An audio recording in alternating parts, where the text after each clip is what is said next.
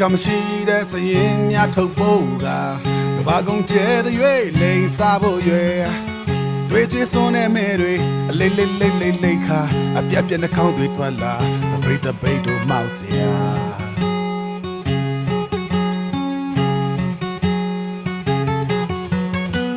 နှစ်တွေပြောင်းနေလဲပခုံးတစ်စိတ်တစ်ခုတည်းမှာဘယ်လိုမူဝါဒတတိမတန်တဲ့စပွဲဟာတွေ့ကြစွန်းတဲ့မဲတွေအလေးလေးလေးလေးလေးခါအပြက်ပြက်နှာခေါင်းတွေထွက်လာတပိတ်တပိတ်တို့မောက်เสีย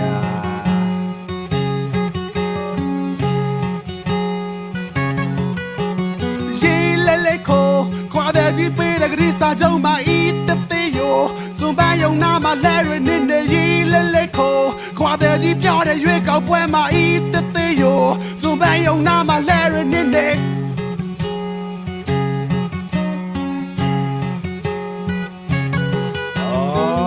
တွေ့ကြစွန်းတဲ့မဲတွေအလေးလေးလေးလေးလေးခါအပြက်ပြက်နှာခေါင်းတွေထွက်လာတပိတ်တပိတ်တို့မောက်เสีย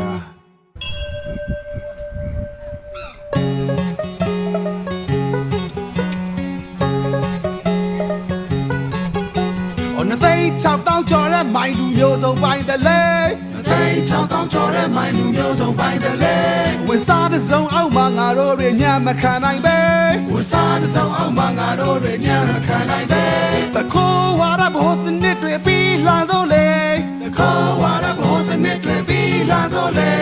ကိုယ်ွယ်မှုဆုံးတဲ့မြေတွားလမ်းမြဲစေကိုယ်ွယ်မှုဆုံးတဲ့မြေတွားလမ်းမြဲစေအတွေ့အကြုံစွန်းနေမဲတွေအလေးလေးလေးလေးလေးခါအပြက်ပြက်နှာခေါင်းတွေထွက်လာတပိတ်တပိတ်တို့မောက်เสีย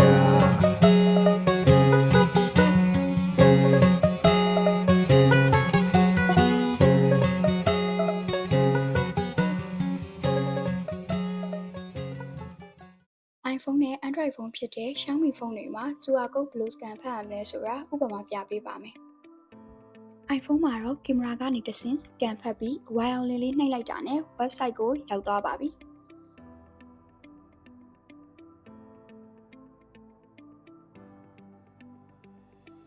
Android phone ဖြစ်တဲ့ Xiaomi phone မှာတော့ Notibar ကိုဆွဲချပြီး scanner application ကနေတဆင့် scan ဖတ်လို့ရပါတယ်။